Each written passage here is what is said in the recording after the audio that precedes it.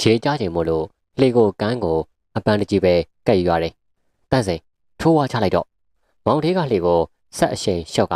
လှေသားလေးတန့်စင်ကိုသတိပေးလိုက်တယ်လှေကဆက်ရှင်လျှော့ထားမှနမို့ဆိုရှေးကလှေတွေကိုထိမ့်မနိုင်သိမ့်မရဝင်တိုင်းနေရင်ကို့လှေလည်းအထိနာတယ်လို့ပေးရော်ရမှာကလည်းရှိနိုင်တယ်မောင်ထေးတို့စီးပွားရေးဆိုလို့ဒီတစ်ခုတည်းရှိပါတယ်မတော်တဆမှုဖြစ်ရင်ရွာကမြို့ကိုပြေးဆွနေတဲ့အဲ့ဒီလှေလေးပဲပိတ်သိမ်းသွားနိုင်တယ်လှေကိုကန်းကပ်လိုက်တော့ခီးတဲ့တွေအားလုံးအလိုလိုဆင်းသွားကြတယ်ပစ္စည်းတွေတင်ချပြီးတာနဲ့မောင်ထေးနဲ့လှေသားသေးတာကြံရိတ်ခဲ့တယ်တန်းစင်နဲ့ထုံးကတ်ဟာလှေဆောင်ကြံခဲ့လို့မောင်ထေးအိမ်ကိုပြန်အိတ်တယ်အိမ်မှာဇနီးတဲ့လဲချုံနဲ့6လသားအရွယ်သမီးလေးပဲရှိတယ်အိမ်မပြန်ခင်နေလေကဝဲထားတဲ့အရက်နှစ်ပလင်းနဲ့အမီးကြံသေးတာမို့လို့ရမကဝိုင်းလေးကိုလှေထဲမှာပဲတည်ခန့်လိုက်တယ်အရက်လည်းနှစ်ပလင်းကုန်လူကလည်းခက်တွေဖြစ်လာတဲ့အခါငကိုကမြောက်ကြွစောင်းကြွနိုင်လာတဲ့မောင်ထေးတယောက်ဖနှောင်းတန်ဆူးတယ်လို့ချက်တောင်းနဲ့မြေကြီးမထိချင်တော့ဘူးဒီချိန်မှာတန့်စင်ကကိုထေးထမင်းတုပ်တွေကိုကိုထေးယူသွားလိုက်တော့ဗျာဟင်းနဲ့ထုတ်ပဲထားခဲ့အေးမင်းတို့ကဘာနဲ့စားမှလဲကွမစားတော့ဘူးဗျာထက်ချအောင်မမှောင်တောင်းနေပြီကိုထေးပြန်တော့ဗျာနှင်းနာမဟုတ်ဘူးနော်တော်ကြမိမအနာကတ်မရပဲဖြစ်နေမှာဆိုလို့အေးပါကွာလေကလေးညိုနေတာတော့မခံနိုင်ဘူးကွသွားပြီကွာသွားပြီကြည့်လေလောက်ကြအောင်နော်တန်းစင်တို့ကိုတတိပေးပြီးတော့ထမင်းတုပ်နှစ်ထုပ်ကိုဆွဲကကမ်းပေါ်ကိုတက်လာတယ်လူကရေဝေဖြစ်နေတာမို့လို့ဆိုင်ကယ်မောင်းလို့အဆင်ပြေပါမလားလို့လည်းတွေးမိသွားတယ်ဟာကိုမောင်ထေးနောက်ကြလှကြည့်လားဗျသူဆိုင်ကယ်အဲ့နေကြအိမ်ကကိုရဲတင်ကပြောတာမို့လို့ဟဲ့နည်းနည်းပါဗျာအေးပါကွာဆိုင်ကယ်ကိုလည်းတတိထားပြီးတော့မောင်းအောင်ဒီချိန်လမ်းကြားလေးထဲမှာမှောင်မဲနေတာဒီလောက်တော့ပိုင်ပါတယ်ဗျဆိုင်ကယ်များအေးစေးပါလှေပေါ်မှာတော့မှမောင်းပြခြင်းသေးတယ်ဗျလေမကြီးနဲ့ကိုလူဆိုင်ကယ်ကိုပြောတာမဟုတ်ဘူးဟိုလမ်းကြားကငကိုကလေးကနာမည်ကြီးတယ်ဗျဘာလဲဗျတရေလားတစေလားလိုက်စမ်းပါစေဗျာမထေးတို့ကမကြောက်သေးဘူးဗျသွားပြီကိုရဲတဲ့အေးကွာတတိတော်ထားသွားအေးစေးပဲဗျမောင်ထေးစိတ်ထဲမှာဒီလူမျိုးကြီးရှာရှိရန်ကောဆိုတာတွေးမိသွားတယ်မောင်ထေးတို့အိမ်နဲ့စိတ်ကန်းထဲကဝေးတာမို့လို့ဆိုင်ကယ်ယူလာရတယ်ဆိုင်ကယ်အက်ဆရာနီးနားဆိုလို့လေဒီလူကြီးအိမ်မှာရှိတယ်အခုလည်းသူ့ကိုချွန်လွတ်တယ်ဘာတဲ့တစေတရေစိတ်ကိုမဝင်စားတာမောင်ထေးဘွားမှာမိမကလွယ်ရင်ဘာမှမကြောက်တာဖြစ်တယ်မကြခင်မှာကိုရဲတင်ပြောတဲ့လမ်းကြားကိုရောက်လာတယ်ဟာတစေလေးတွေတရေလေးတွေဒီမှာထမင်းတုပ်တွေအများကြီးပဲကွငါတို့အိမ်ကိုလိုက်ခိုက်ကွာမောင်ထေးကမိုးလဲမိုးနေတာမို့လို့ဗဇက်ကပေါက်ခက်ကြရပြောတယ်ပြီးတော့သဘောတကျပဲအော်ဟီရီမောတယ်ဒီချိန်မှာဆိုင်ကယ်နောက်ကနေတစုံတယောက်လိုက်ဆွဲတယ်လို့ဆိုင်ကယ်ဟာတဖုတ်ဖို့အတန်းကမြည်ပြီးတော့ဆက်ရက်သွားတယ်ဟာဘာလဲကွာဆက်ကနှိုးမရနိုင်ပဲရှိတယ်ဆက်နှိုးပြန်တော့လေဆိုင်ကယ်ကလေးလံပြီးတော့ထင်တယ်လို့မသွားလိတ်တသားသွားရင်းနဲ့ပဲအိမ်ကိုရောက်လာတယ်အိမ်ရှင်းမှာခါထောက်ပြီးတော့သူ့ရဲ့ဇနီးလဲလဲချိုကိုတွေ့တယ်ကိုမောင်ထေးတော့နောက်ကျသူ့ဇနီးဟာရန်တွေ့နေနဲ့မျက်နှာဟာချက်ချင်းတီသွားပြီးတော့သူ့လက်ကထမင်းတုပ်ကိုအငမ်းမရကြည့်တယ်ဒီထမင်းတုပ်ပေးစမ်းလေးသားဟာချက်ချင်းအေးဆက်သွားပြီးတော့ထမင်းတုပ်ကိုသာအငမ်းမရတောင်းနေရမလို့မောင်ထေးထူးဆန်းသွားတယ်သူ့ရဲ့မိန်းမစိတ်ဆိုးနေလို့ဖြစ်မှာပါလို့လဲဖြေသိမ့်ပြီးတော့ထမင်းတုပ်ကိုပေးလိုက်တော့အိမ်မော်ကိုချက်ချင်းပြန်တက်သွားတယ်သူလည်းစကယ်နဲ့ရန်ဆဲသဘောနဲ့ဘာမှမပြောတော့ဘဲနဲ့ရေချိုးကဘောလုံးပွဲကိုဖွင့်ကြည့်တယ်ကြတော့သူ့အရက်တောက်လာရင်တွတ်ရန်တွေးနိုင်တဲ့ဇနီးတဲ့ဟာထူးထူးဆန်းဆန်းတိတ်ဆိတ်နေတာမို့လို့နောက်ဖေးကိုလာပြီးထားကြည့်ရထမင်းနဲ့ထုံလုံးပြောင်းသလင်းခါပြီးသူ့မိမဟာမရှိတော့ဘူးခလေးကလည်းသူ့လာကလေးကအိတ်နေပြီအိတ်ခန်းထဲကိုဝင်ကြည့်တော့သူ့ရဲ့ဇနီးဟာဘေးတချမ်းဆောင်းပြီးအိတ်နေပြီသူလည်းတီဗီမကြည့်ချင်တာမို့လို့ပိတ်ပြီးတော့ဇနီးတဲ့ဘေးနားမှာလာအိတ်တယ်လက်စကားပြောကွာဟိုကောင်နဲ့ဆွဲထားလို့ပါကွာနောက်မတောက်တော့ဘူးနော်သူ့ဘက်ကတတ်ပြောနေပေမဲ့လှဲ့တောင်ကြည့်ပေါ်မရဘူးဒီကြားထဲမှာခွေးတွေကအချိန်မတော်ထပြီးတော့ဟောင်ပြန်ဦးပြန်တာမို့လို့ဓမေးယူကထားကြည့်မိတယ်ဒီကြမှာငှက်ဆိုးတကောင်အိမ်ရှိကနေဖြစ်ပြန်သွားတာမို့လို့မကြောက်တဲ့မောင်ထေးတယောက်ကြက်သိန်းနဲ့ထသွားတယ်အရက်မူးတာလည်းပြေပြီမို့လို့အချိန်လည်းမနှဲတော့ဘူးအဲ့ရတဲ့ကိုပြောင်းဝင်လာတယ်သူ့ရဲ့ဇနီးတွေကတော့ပုံမှန်တိုင်းပဲမလုံမရှက်ဖြစ်နေတော့ဒီချိန်မှာကိုထေးဟာအခန်းမီးကိုပိတ်လိုက်တာမို့လို့ညာအိမ်မီသည်မုံလေးသာကြံခဲ့တယ်လက်တစ်ဖက်ဟာဇနီးတဲ့ကိုပေါ်ကိုတက်လိုက်ရာအေးဆက်ဆက်တိတွေ့ကြောင်လန့်သွားတယ်စိတ်ထဲမှာတမျိုးကြီးမို့လို့နည်းနည်းတော့ခွာအိတ်တယ်ဘလောက်တောင်ကြာသွားလဲမသိဘူးသူ့ရဲ့ကိုပေါ်ကိုတစုံတယောက်ဖိထားသလိုတင်းတင်းကြပ်ကြပ်ဖြစ်နေရမို့လို့မျက်လုံးကိုဖွင့်ကြည့်ညာအိမ်မီသည်မုံလေးမှာသွေးဆုပ်ဖြူရော်နေတဲ့လက်ရဲ့မျက်နှာဟာသူ့အပေါ်ကအုံမိုးနေတယ်ဟာလက်မျက်နှာကြီးကနေလာပြီးတော့ဗဇက်ကတေးတွေလည်းကျလာတယ်ပြီးတော့တဟီတဟာနဲ့လက်နှစ်ဘက်ကသူ့ရဲ့လက်ဘင်းကိုအရှင်ပြင်းပြင်းနဲ့ဖြစ်ညစ်တယ် ဒီချိန်မှာ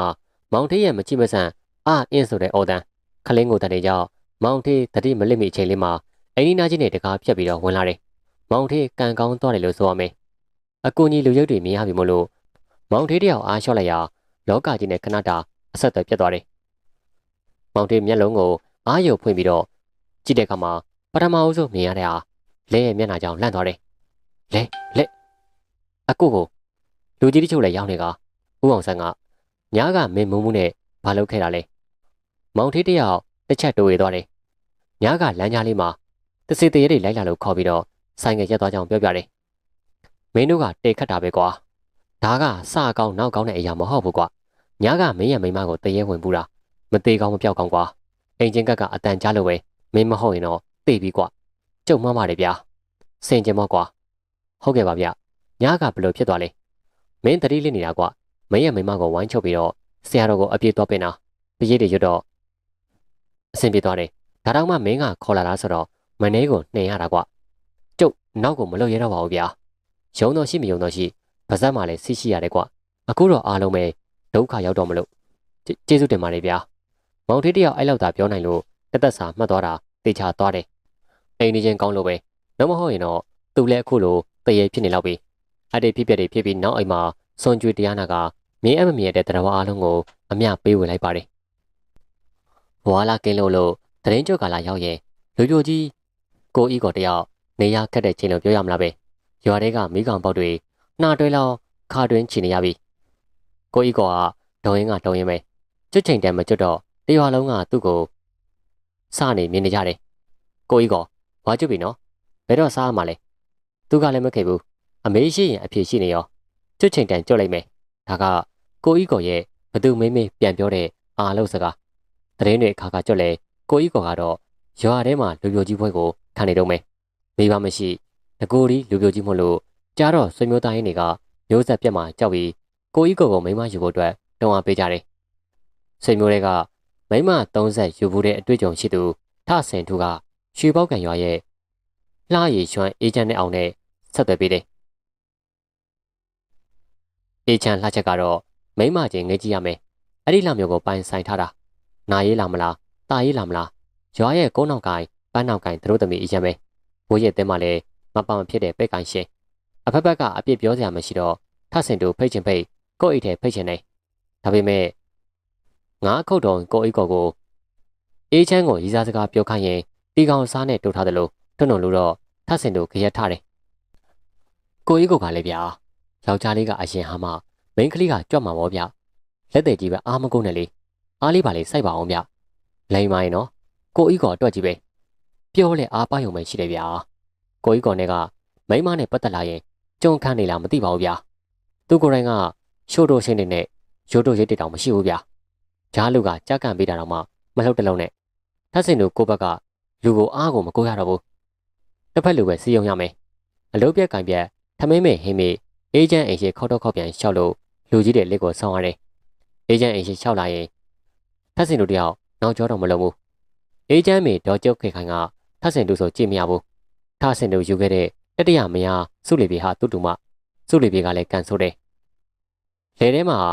ဆင်းတဲ့အချိန်ထဆင်တို့စီကိုထမညိုင်ပို့ပြီးပြန်လာလမ်းမှာပုတ်ထိပ်ပြီးတော့ဆုံးပါသွားခဲ့တယ်။တူမတီတော့ထဆင်တူချောင်းဆိုတဲ့အဆွဲဥပဒံဒေါ်ကြော့ခေခိုင်တယောက်ဆွဲကပ်လာတယ်။ဒါကြောင့်ထဆင်တူဒေါ်ကြော့ခေခိုင်ကိုရှိန်နေမရှင်လို့လည်းမရဘူး။ဒေါ်ကြော့ခေခိုင်ကဗဆက်ရဲတယ်။ကွန်ဆာလိုမဟုတ်ဘူး။အပြောအဆိုကျန်းတာကိုပြောတာ။လက်လဲအတန်ပြောင်းသလားမမေ့နဲ့။အရင်ကရွှေပေါက်ကံရွာမှာဘောက်စင်မဲကိုရွာအစ်မျိုးနယ်စင်တိုင်းအစ်နောက်မှာဘောက်စင်မှာနာမည်ကြီးခဲ့ဘူးတယ်။ဂုံပုတ်ကျော်တော့ထဆင်တို့လန့်နေ။လမ်းမိမဲ့လေဒေါ်ကြော့ခေခိုင်ရဲ့အရက်ရောင်မတွေ့ရင်ခြံဝိုင်းထဲကိုဝင်ရမှာပဲ။ကြည်ရင်ရွှေနဲ့မတွေ့အောင်တော့အောင်သွေးကိုအားတော့ကိုဆိုင်စူးစမ်းဖို့ပဲလိုတယ်။ပြုတ်မအေးချမ်းရှိလားဗျ။ရှိတယ်ဆိုတော့ထဆင်တို့တယောက်အတက်သိတယ်။ဒီလိုနဲ့ပဲဟိုးရောင်ဒီရောင်ပြပြီးတော့စကားနှိုက်ရတယ်။ထဆင်တို့ဝင်ခဲ့လေအမေမရှိဘူး။အကြအကျဉ်ဆုံးစကားမို့လို့ထဆင်တို့တယောက်ပြောသွားတယ်။ခြံဝင်းထဲကိုဝင်သွားတယ်။အိမ်ပေါ်ရောက်တော့အေးချမ်းကိုရှိုးတယ်။တီဗီရှိပြပြပြထိုင်ပြီးတော့ငါးပလက်လိုင်းကလာနေတဲ့ကလာကကြည့်နေတာကလာကဟာဘလောက်တောင်ဆွဲဆောင်ထားလည်းမသိဘူး အေးချမ်းမျက်နှာမှာမျက်ရည်တွေပါထွက်နေတယ်ထဆင်တို့တွေ့တော့ကြပြားကြရလက်ဖမိုးနဲ့ကောက်တုတ်တယ်ဆိုသမ်းမအောင်ဟာမလာစဖို့အလားထိုးလို့အေးချမ်းကစကားကိုစပြီးတော့ထဆင်တို့တရားဝေးမနေတော့ဘူးလူတို့ရှင်မဲ့ပြောင်းမပြောချမယ်ဒီလိုမှကျုပ်အကိုလူမျိုးကြီးဤကောအကြောင်းပြောချင်လို့လာခဲ့တာထဆင်တို့ပြောကြောင်းအေးချမ်းပြပြတဲ့လေးဖြစ်သွားတယ်ကလာကားကိုတော့မှဂယုမဆိုင်တာတော့ဘူးဟုတ်တော့ကိုဤကောအကြောင်းပြောရအောင်ငါးနဲ့ဘာဆိုင်လို့လဲအမားကမှဆိုင်ပေမဲ့သူကဆိုင်နေတာဗျအမားကိုမပြောရဲလို့ကျုပ်ကသူ့အစလာပြောခဲ့တာသူ့အမားကိုချစ်တယ်တဲ့ကျုပ်နဲ့တွေ့တိုင်းလဲအမားအကြောင်းပဲမမေးနေတာဗျအမားဘာလုပ်လဲအမားဘာစားလဲအမားဘာဝဲလဲတမမနဲ့မနေတာဗျာကြာရင်အမားစိတ်နဲ့ယူသွားမလားတော့မသိဘူးတနာပါတယ်ဗျာကျုပ်အကိုကိုစဉ်းစားပေးပါနော်ထဆင်သူလိုရထက်ပိုရှန်ဖော်လိုက်တော့မဲအေးချမ်းမျက်နှာပြတ်သွားတယ်ထဆင်သူမျက်နှာကိုစစ်စစ်ကြည့်ပြီးတော့ထဆင်သူသူများဖို့ကြီးပဲလိုက်ပြောပေးနေရအောင်တဲကဘယ်လောက်ရလဲနင်းရောမယူတော့ဘူးလားအောင်တဲကမရပါဘူးဗျာကျွန်တော်ကအမနဲ့ကိုဤကောကိုညားစေချင်တာငါတို့ကမိမသားလေးချင်းချင်းတမ်းမှတော်ရကြမှာမဲအေးချမ်းတယောက်အိုက်တင်ခံနေကျုပ်အကိုကလူပြိုကြီးစစ်စစ်ပါဗျချိုးရင်ချက်ဆိုလို့အသက်ကြီးတာတခုပဲရှိတယ်ကျန်တာကအမှတ်ပြပဲပို့မပြောဘူးဗျလူသားဆိုလို့သူ့မှာအမအချစ်ပဲကျန်တော့တာအမခံချက်ကတော့တင်းပြေတောင်းပြေပဲအေးချမ်းထိုင်ရကထပြီးတော့အိတ်ခမ်းထဲကိုဝင်ပြေးတယ်အမတိတ်ကြကြအချိန်မဆွနဲ့နော်ကျုပ်နောက်ဘက်အကိုပါခေါ်လာခဲ့မယ်မိမဆိုတဲ့အမျိုးသားဟာရေးသားစကားပြောရင်ချက်ကိုချက်ကန်ဖြစ်တတ်တယ်ထပ်စင်တို့လည်းတဘာရင်ဝါရင်ဆိုတော့သဘောပေါက်လွယ်တယ်ဒါကြောင့်လိုရာခီးပေါက်လာလို့လာလန်းတိုင်းပဲပြန်လာခဲ့တယ်ကျုပ်တော်ဗျာမအေးချမ်းကိုဤကောဘလောက်ချက်ကြောင်ဘလောက်တောင်မျက်နှာကြောင်တွေရင်ဖွင့်ခဲ့တယ်ဗျကိုဤကောကျုပ်ပြောတဲ့အတိုင်းဆက်လုပ်ကြလားဟာငါကဘာလို့ရမှာတော့ကွာဒီလိုဗျာရှေ့ဘက်ဆိုတနင်္ဂနွေနေ့တစောင်းမုံလာပြနေဗျကျွတ်တို့ရွာကလွမ်းစေတီမှာညအပိုင်းစိတ်မီးတထောင်ပူဆောင်ပါလေအဲ့ဒီခါရွာတွေကနှာတွဲလောင်းပူစုမကြမ်းဖက်ကြမှာမဲအေးချမ်းလဲဝစ်လာရုံမှာဗျဝစ်ရုပ်ပြီးလို့ပြန်ကျုပ်ကမဲအေးချမ်းကိုညာတာပါတီနဲ့သူ့ရဲ့ဝစ်ရုပ်အဖွဲ့ကြားကနေမရမကခေါ်ထုတ်ခဲ့မယ်ကိုကြီးကကျုပ်ဆောင်ခိုင်းတဲ့နေရာကနေမဲအေးချမ်းကိုအပိတာရေးစားစကားပြောပြဟုတ်ပြီလားထပ်စင်တို့ကအတင်းကြီးကိုအရောက်ပိုးတယ်မင်းမဲငါအစားရေးစားစကားပြောခဲ့တယ်ဆိုငါကပြောဖို့လိုသေးလို့လားကွလိုတာပေါ့ဗျကာယကံရှင်ကကိုဤကော်လေဗျာရေးစားစကားပြောတာလွယ်ပါလေဗျာနင်းကိုချစ်တယ်ငါ့ကိုပြန်ချစ်ဒါပဲဗျလွယ်လွယ်လေးနင်းကိုချစ်တယ်ငါ့ကိုပြန်ချစ်အဲ့လိုပြောရင်ရေးစားရလားကျွတ်တို့ကတောသားတွေဗျပြောစားရှင်ပြောင်းဝဲပြောအဲ့လိုပြောင်းပြောလို့ကျုပ်မိမ3ယောက်တောင်ရဘူးလေကြည့်ပါလား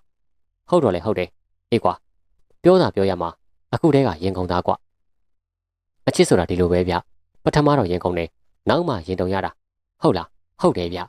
ျဒါနဲ့နေပါဦးငါကဘယ်နေရာမှာဆောင်းအောင်ပါလဲကိုကြီးကတရေချောက်တဲ့နှစ်ဆောင်မြိုင်အိမ်ရှိမကြီးပင်အောင်မှာဆောင်းအောင်မယ်ဟဲ့ကောင်အဲ့နေရာကညာဆိုလို့မပြောနဲ့ခွေးတောင်ဖြတ်ရဲတာမဟုတ်ဘူးကွမင်းဟာကဟုတ်ပါမလားနှစ်ဆောင်မြိုင်အိမ်ကြီးကလည်းကြာရောကိုကြီးကမျက်လုံးပြူးမျက်စံပြဖြစ်ပြီးတော့မျက်နှာကဖြူဝဲဖြူဖြစ်သွားတယ်တကယ်တော့ဒီအိမ်ကြီးဟာရာဇဝင်ရှိတယ်အဲ့ဒီအိမ်ကြီးရဲ့ပိုင်ရှင်တွေဟာဓမြတိုက်ခံရပြီးတော့အသက်ခံရတယ်အိမ်ဆွဲပစ္စည်းဆွဲကြောင့်ထင်တယ်ဒီနေ့ထိမကျွတ်မလွတ်ဖ ೇನೆ ရှိနေတယ်လို့လူပြောသူပြောများကြတယ်လာစမ်းလာပြရက်တွေရောက်တာနဲ့ပဲမဲမဲရည်ရည်သုံးရက်ကိုတွေ့ရတယ်လို့မြင်သွေးသူတွေကတဆင့်စကားတဆင့်နာနဲ့ပြောကြတယ်ဒါကြောင့်ဒီအင်ဂျင်နာကိုဘယ်သူမှမကက်ရဲကြဘူးဒီအင်ဂျင်ကမချောက်ပါဘူးဗျလူတွေကတစိမ့်ကိုတအိတ်လောက်ပြီးတော့ပြောကြတာကျုပ်အရင်မိန်းမတွေတုန်းကဒီနေရာမှာချင်းချင်းတွေ့တာဘာတရေမှမရှိဘူးဟုတ်ပါမလားမောင်ကလူရဲ့မိုးတင်တုန်းကဦးလေးမျိုးမင်းမိအုပ်ဆောင်ထဲမှာမိကွက်ထုံးပြီးတော့ဖားလိုက်ရိုက်တာအဲ့ဒီအိမ်နာကိုမျက်စိနဲ့လမ်းမပြီးတော့ရောက်သွားတော့ကသူ့ကိုဟိုးကပြူးပြပြလို့ပြေးလာခဲ့ရတယ်လေကိုကြီးဤကိုရာဦးလေးမျိုးမင်းကတိတ်ကြက်ပြေတာမဟုတ်ဘူးဗျအရက်ကလည်းတောက်တော့မြင်းကြီးရမြင်းပြီးရှောက်ပြောတာဗျအဲ့ဒီတရေချောက်တဲ့နေရာဟာချင်းတွေ့လို့အကောင်းဆုံးပဲဗျဘသူမှလည်းမလာဘူးအခက်မသိရင်အိမ်ထောင်ထောင်ကြနိုင်သေးတယ်ကျုပ်ပြောတဲ့အတိုင်းသာလှုပ်ဆမ်းပါဗျာဖြစ်ပါမလားထဆင်တို့ကိုကြီးကကျုပ်ပြောတဲ့အတိုင်းသာလှုပ်တကြံမတိုင်ခင်မိမရနိုင်တယ်ဗျရှုံရှုံဝင်အောင်ပြောလိုက်တော့လေကိုကြီးဘော်တယောက်အလုံးကြပြန်တယ်ထဆင်တို့ဆိုတာလေနည်းနည်းရရမှာမဟုတ်တာတကယ်ကိုမိမကြံကြည့်တဲ့ကောင်ကံမကောင်အကြောင်းလှလို့သာမိမတွေနဲ့မမြဲပေမဲ့ရခဲ့တဲ့မိမတွေများမိမရေးဆိုလိုက်တာနဲ့ရောက်တဲ့ရက်ကနေပြားရနေတာရှေ့တော်မကိုရောက်ပြီးသားပဲဒီလိုလူမှမယုံရင်ဘယ်လိုလူကိုယုံရမှာလဲတစောင်းမုံလာပြင်းနေရောက်တော့တက်ကြောတဲ့ခြေလမ်းနေနဲ့ကိုကြီးကဆိုင်ကယ်ကိုစီးလို့နှစ်ဆောင်ပြိုင်အိမ်ရှိကိုမောင်းလာတယ်လမ်းမီးကရှိတယ်တံမီးတိုင်ရှိတယ်လို့ မရှိတဲ့ဓာတ်မီတိုင်ကမရှိလာရကိုသာအားကိုနေရတယ်။ဂျိုင်းခွက်တွေကလည်းနေရာနှံ့မလို့တတိကလည်းထားရတယ်။နှစ်ဆောင်မြိုင်အင်ရှိရေကိုရောက်တော့ကိုကြီးကဆိုင်ကယ်ကိုဆက်တက်တယ်။ရှူရှူပေါက်ချင်တာကြောင့်နေဆက်ရတစ်ပင်ချင်းနာငုတ်တော်လေးထိုင်ပြီးတော့ပစိုးလန်သူ့ကိစ္စကိုဆွတ်တယ်။ဒီချိန်မှာနားလိုက်တဲ့အပုံးနာမယ်။နှာခေါင်းထဲကိုအကောင်တကောင်အပုံးနဲ့ဟာထောင်းကနေထားလာလို့ဘေးပညာဝစ်ကြည့်မထင်မဲ့ဖက်နဲ့သူ့ကိုခါထောက်ပြီးတော့ကြည့်နေသူကိုတွေ့ရတယ်။ခမည်းဘာလို့လဲ။ငါကဒီနှစ်ဆောင်မြိုင်ပိုင်ရှင်ဦးကုန်မင်းပဲ။ဗျာဟုတ်လို့လားဗျ။ဒီနှစ်ဆောင်မြိုင်ပိုင်ရှင်ကတေးတာကြပြီ။ဒီလောက်တက်တန်းရှိပါမလား။မနောက်ဆမ်းပါနဲ့ဗျာ။ငါတို့မိသားစုကိုတရားလုံးကအစိမ့်တွေဆိုပြီးကြောက်လန့်နေလို့လားမသိဘူးကွာ။အိမ်ထဲကိုဘယ်သူမှတပိတ်တယ်လာမတက်ဘူး။အမျှလည်းမဝေကြဘူးလေ။ငါတို့ကဘယ်လိုလုပ်ပြီးတော့အမျှရကြမှာလဲ။ဒါကြောင့်မို့လို့ခမရတို့ကမကြွတာပေါ့ဟုတ်လား။ငါမိသားစုကတော့ကျွတ်ချိန်တန်လို့ကျွတ်ကုန်ပြီကွာ။ငါပဲကျန်တော့တာ။ဘာလို့လဲဗျ။ခမရမိသားစုကကျွတ်ချိန်တန်လို့ကျွတ်ကုန်ပြီဟုတ်လား။ကျုပ်နားရှုပ်သွားပြီဗျ။တေချာရှင်းပြအောင်။ဒီလိုကွာ။လူဘွားတော်ကငါရဲ့မိသားစုကကုသိုလ်ကောင်းမှုတွေငါ့ကိုရမှာပြုကြတာ။ငါရှိဘာလို့ကုသိုလ်မပြုလဲဆိုတာငါကကစီနေတယ်။ပေးကမ်းလှူဒန်းရမှာဝင်လေးတွန့်တူတော့ကုသိုလ်ကိုတားမှာဆိုလို့လေကွ။ငါရဲ့ကိုရမှာကောင်းမှုကုသိုလ်ပြုတယ်ဆိုပဲ။ဒါကြောင့်သူတို့ဟာပရလောကသားဘွားနဲ့ခဏပဲခံရတယ်ကွ။အခုတော့မရှိတော့ဘူး။ကျွတ်ချိန်တန်လို့ကျွတ်ကုန်ပြီကွ။တခြားဘုံတော်ရောက်နေလောက်ပြီ။အများမဝေတာတို့မခေါ်ပဲနဲ့လူဘွားကကုသိုလ်လေးတောင်မှကျွတ်တယ်ဟုတ်လား။ဟဲ့ကောင်